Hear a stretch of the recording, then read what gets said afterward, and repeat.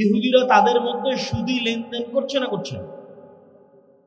একটা ইহুদি নিয়ে এসে দিবেন যে তাদের মধ্যে সুদি লেনদেন করছে, তাদের পরস্পরের মধ্যে।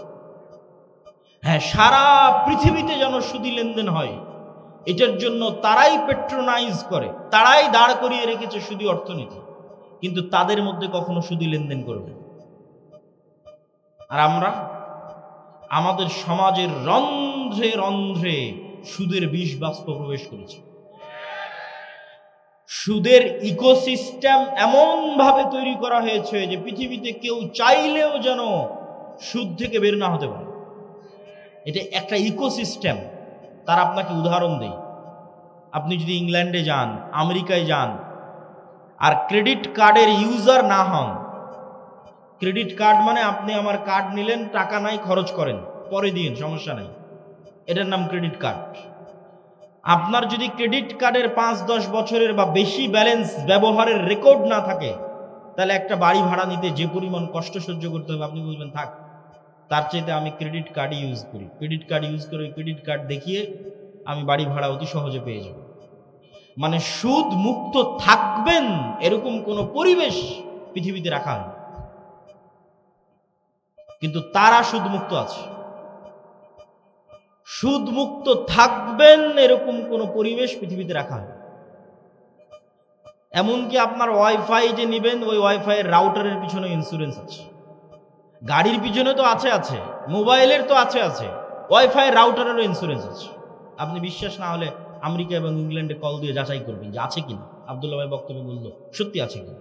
সেই দিন বাংলাদেশেও আসবে যখন আপনি ক্যাশ মানি বলে, বাস্তব প্রকৃত ক্যাশ টাকা বলে কোনো টাকা থাকবে না, প্রত্যেকটা টাকাই লোনের বিপরীতে থাকবে। মানে আমার এবং আপনার পকেটে এখন যত টাকা আছে, আসলে এগুলো একটাও বাস্তবে ক্যাশ টাকা নাই, প্রতিটা টাকার বিপরীতে ব্যাংকে লোন আছে। তাহলে there is no cash money without loan. মানে সুদের ভিত্তিতে লোন ছাড়া কোনো ক্যাশ মানির অস্তিত্ব পৃথিবীতে থাকবে। সম্মানিত উপস্থিতি, আমরা আলোচনা করছিলাম যে কলোনিয়াল মাইন্ড সেটআপ আমাদেরকে পেয়ে বসেছে। এটি আপনি যদি রাষ্ট্রীয়ভাবে ইসলাম প্রতিষ্ঠা করতে চান, তাহলে এটি হবে তার পথে সবচেয়ে শক্তিশালী বাধা। দ্বিতীয় বাধা কি হবে? দ্বিতীয় বাধা হচ্ছে রাষ্ট্রীয় কাঠামোগত ইসলাম বিদ্বেষ। এটা এই পয়েন্ট থেকে এসেছে, আগের পয়েন্ট থেকে এসেছে। এই আগের পয়েন্ট থেকেই রাষ্ট্রের কাঠামোগত ইসলাম বিদ্বেষ। আপনি চোখে দেখতে পাবেন না, বাস্তবে কোনো ইসলাম বিদ্বেষ নাই, কিন্তু কাঠামোর মধ্যে ইসলাম বিদ্বেষ আছে।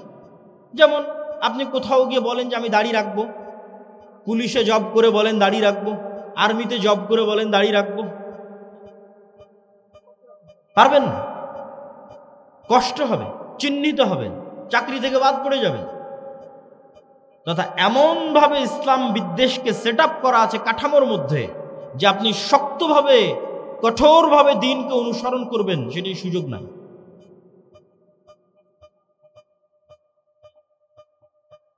এবং সেটি যে সেই মানসিকতা থেকে এসেছে তার প্রমাণ হচ্ছে আমাদের দেশে যত আইন কানুন আছে, প্রত্যেকটা আইন কানুনের মূল ভিত্তি হচ্ছে ব্রিটিশ ল।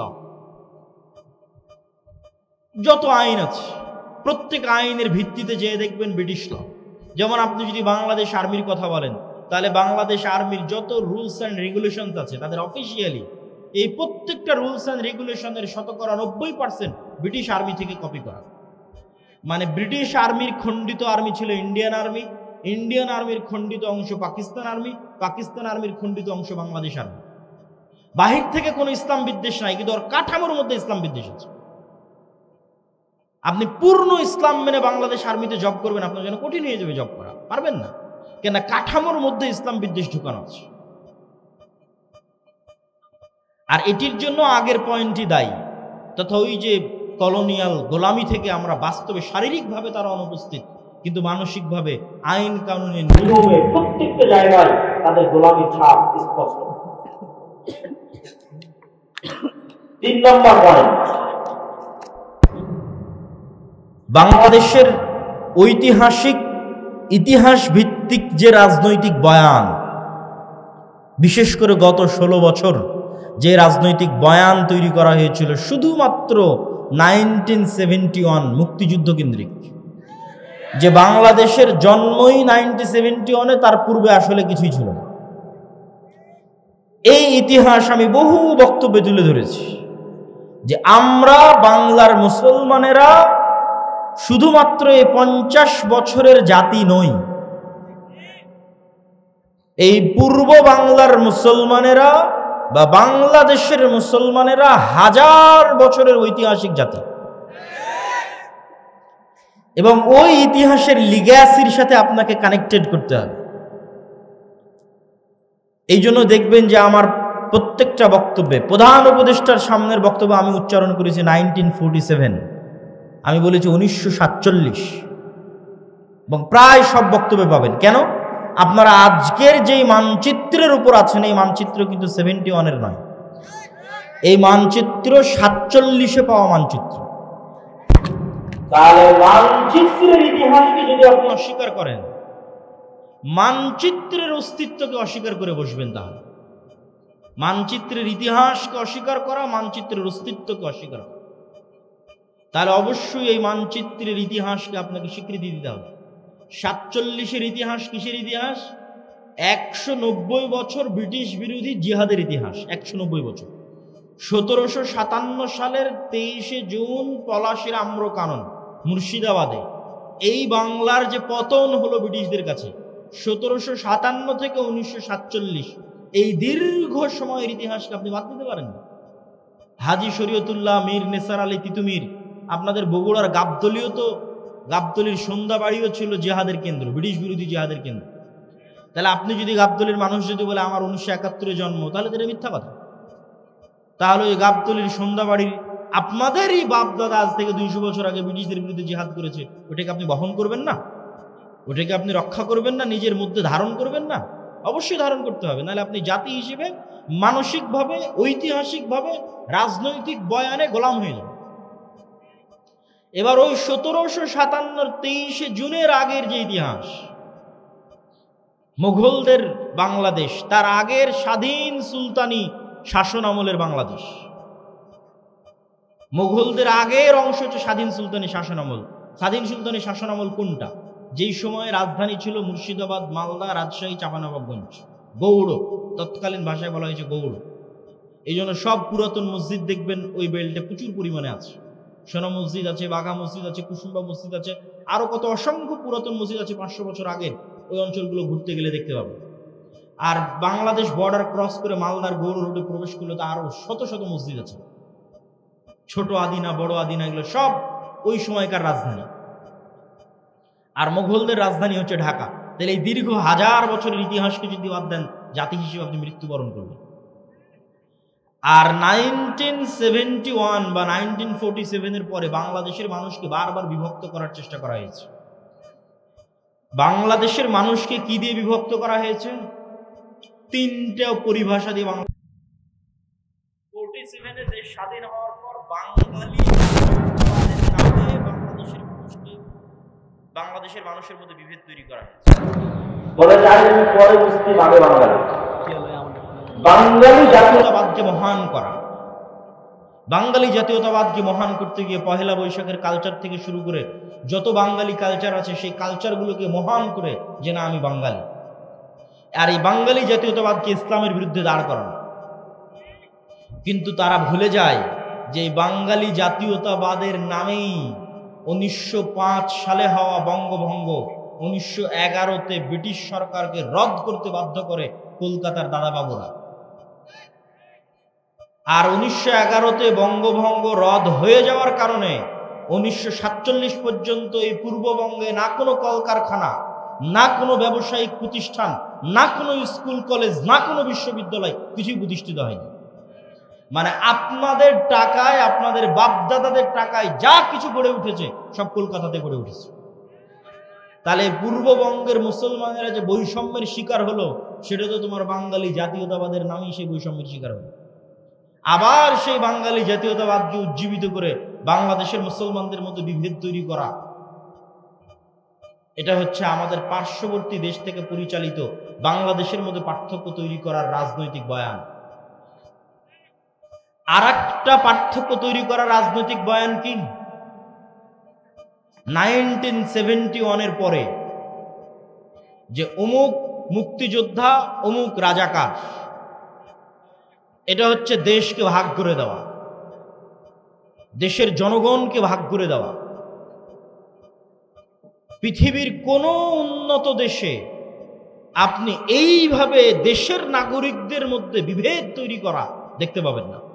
স্বয়ং আমাদের নবী মুহাম্মদ সাল্লাল্লাহু আলাইহি ওয়াসাল্লাম মক্কা বিজয়ের পরেও এরকম বিভেদ তৈরি হতে দেননি। একটা ছোট্ট ঘটনা বলি, মক্কা বিজয়ের পর একটা যুদ্ধ হয়েছিল, হুনাইনের যুদ্ধ। হুনাইনের যুদ্ধের সব গনিমতের মাল আল্লাহর নবী মক্কার নবমুসলিমদের মধ্যে বন্টন করে দিয়েছেন। যারা মক্কার এতদিন কাফের ছিল, মুশরিক ছিল, আল্লাহর নবীর বিরুদ্ধে বদরে যুদ্ধ করেছে, ওহুদে যুদ্ধ করেছে, খন্দকে যুদ্ধ করেছে, তাদের মধ্যে, তারা আজ মক্কা বিজয়ের সময় মুসলমান হয়ে গেছে, তাদের মধ্যে আল্লাহর নবী হুনাইনের সকল সম্পদ বন্টন করে দিলেন। তো শয়তান ওয়াসওয়াসা দিল মদিনায় চলে যাওয়া মুহাজির আর আনসারদের মধ্যে, ইসলামের জন্য জীবন দিলাম আমরা, যুদ্ধ করলাম আমরা, মানে আপনাদের পরিভাষায় যদি বলি যে আমরা হচ্ছে মুক্তিযোদ্ধা আর সব টাকা পয়সা নিয়ে চলে গেল রাজাকাররা, ওই সময়ের পরিভাষাটা যদি বুঝতে চান যে আমরা মুহাজির এবং আমরা আনসার, আমরা ইসলামের জন্য সকল কিছু করলাম, অথচ আজ হুনাইনের যুদ্ধের সকল গনিমতের মাল আল্লাহর নবী মক্কার এই কাল পরশু যারা মুসলমান হলো মক্কা বিজয়ের সময় তাদের মধ্যে দিয়ে দিলেন। এই কানা ঘুষা কিন্তু আল্লাহর নবীর কান পর্যন্ত চলে গেল, কিন্তু রাসূল সাল্লাল্লাহু আলাইহি ওয়াসাল্লাম এই বিভেদ রাখতে দেননি। কেন? তিনি জানেন যে এই বিভেদ এই ভবিষ্যৎ ইসলামী রাষ্ট্রকে ক্ষতিগ্রস্ত করবে। তখন তিনি কি বললেন? তিনি বক্তব্যে দাঁড়িয়ে বললেন, এই মদিনার মুহাজিরেরা, মদিনার আনসারেরা, লম্বা ঘটনা, হে মদিনার মুহাজিরেরা, হে মদিনার আনসারেরা, আজকে হুনাইনের সকল গনিমতের মাল নিয়ে চলে যাবে মক্কার নবমুসলিমেরা, আর মুহাম্মদ সাল্লাল্লাহু আলাইহি ওয়াসাল্লাম নিজে তোমাদের সাথে মদিনায় ফিরে যাবে, অথচ আমার বাপদাদার বাড়ি মক্কায়। আল্লাহু আকবার। তোমরা কোনটা চাও? মুহাম্মদ সাল্লাল্লাহু আলাইহি ওয়াসাল্লাম তোমাদের সাথে সশরীরে মদিনায় ফিরে যাক? সাহাবীরা আবেগতাড়িত হয়ে গেল। তো আল্লাহর নবী এই বিভেদকে স্থায়ী করতে দেননি। এবং দেখেন মুহাম্মদ সাল্লাল্লাহু আলাইহি ওয়াসাল্লাম মক্কা বিজয়ের পরও মদিনায় থেকে গেছে। এখন তো মক্কা বিজয় হয়েছে, ওনার শৈশবের স্মৃতি বিজড়িত শহর মক্কা, কৈশোরের স্মৃতি বিজড়িত শহর মক্কা, যৌবনের স্মৃতি বিজড়িত শহর মক্কা। এখন তো মক্কা বিজয় হয়ে গেছে, তার অধীনস্থ তিনি মদিনা ছেড়ে দিয়ে মক্কা আসতে পারেন। কিন্তু তিনি বললেন মুহাম্মদ সাল্লাল্লাহু আলাইহি ওয়াসাল্লাম নিজে ফিরে যাবে মদিনায়, আবার ধন সম্পদ দিয়ে দিলেন নবমুসলিমদের, তিনি ঐক্যটা রক্ষা করলেন। এই জন্য এই ধরনের বিভেদ, এই দুইটা বিভেদ, বাঙালি জাতীয়তাবাদের মাধ্যমে মুসলমানদের মধ্যে বিভেদ তৈরি করা বাংলাদেশের মুসলমানদের মধ্যে, এবং 1971-এর চেতনাকে বিক্রি করে বিভেদ তৈরি করা, যা গত 15-16 বছর ছিল, ভবিষ্যতে আর কাউকে কোনোদিন করতে দেওয়া যাবে না। এবার আরো সামনের দিকে চলে আসি। রাষ্ট্রে ইসলাম প্রতিষ্ঠা করতে বাধা কি? রাষ্ট্রে ইসলাম প্রতিষ্ঠা করতে চতুর্থ বাধা বিজাতীয় মতবাদ, গণতন্ত্র, সমাজতন্ত্র, ধর্মনিরপেক্ষ মতবাদ, যেটিকে সেকুলারিজম, কিছুক্ষণ আগে যে মতবাদের বিষয়ে বললাম, লিবারালিজম, জাতীয়তাবাদ, ন্যাশনালিজম, এই প্রত্যেকটা মতবাদ রাষ্ট্রে ইসলাম প্রতিষ্ঠায় বাধা। আমি যদি আরো সারমর্ম করে বলি যে পৃথিবীতে ইসলামী খেলাফা প্রতিষ্ঠা হবে, এই ইসলামী খেলাফার সবচেয়ে বড় শত্রু গণতন্ত্র নিজেই। এই জন্য আমার একটা বক্তব্য দেওয়া আছে যে গণতন্ত্রের কবর রচনার উপরই ইসলামী খেলাফতের উত্থান হবে। কিন্তু এই বক্তব্য আবার আমাদের কিছু ভাইদের সহ্য হবে না, কিন্তু তাদেরকে আমি উদাত্ত আহ্বান জানাবো, আপনারা আরো পড়েন, আরো পড়েন, আরো পড়েন। আরো পড়লে দেখবেন গণতন্ত্রের নামে মুসলমানদের সামনে মূলা ঝুলিয়ে রাখা আছে। গত 100 বছরেও কোনোদিন গণতন্ত্র দিয়ে ইসলাম প্রতিষ্ঠিত হয়নি, আগামী 1000 বছর চেষ্টা করলেও কোনোদিন গণতন্ত্র দিয়ে ইসলাম প্রতিষ্ঠিত হবে না। হ্যাঁ, গণতন্ত্র দিয়ে যে ইসলাম প্রতিষ্ঠিত হবে, যদি বলেন যে হ্যাঁ হবেই হবে, তাহলে আমি ও চ্যালেঞ্জ দিয়ে বলে গেলাম, গণতন্ত্র দিয়ে যে ইসলাম প্রতিষ্ঠিত হবে ওটা বিকৃত ইসলাম, কম্প্রোমাইজড ইসলাম, পূর্ণাঙ্গ ইসলাম নয়।